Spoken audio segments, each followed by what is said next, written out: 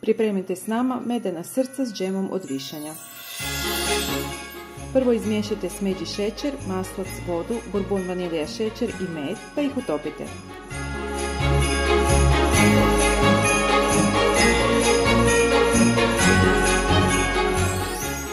Kad se smjesa malo prohladi, dodajte koricu naranče i jaje.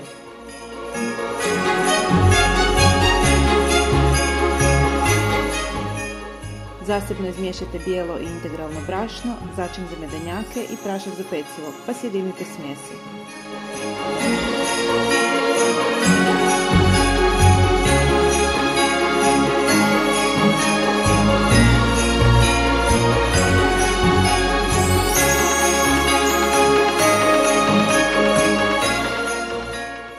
Ohladite oko 1 sat, pa razvaljajte i izrežite srca.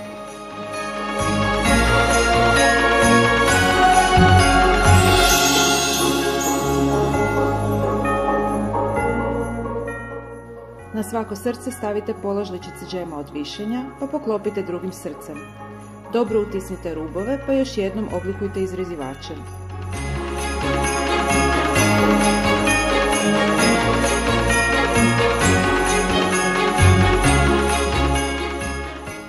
Premažite s malo mlijeka i pecite 10 do 12 minuta na 170.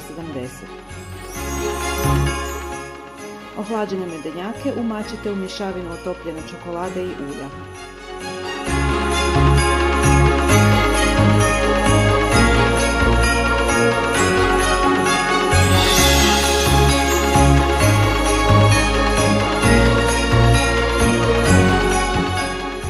Ukrasite po želji i ostavite par sati da stoje prije posluživanja.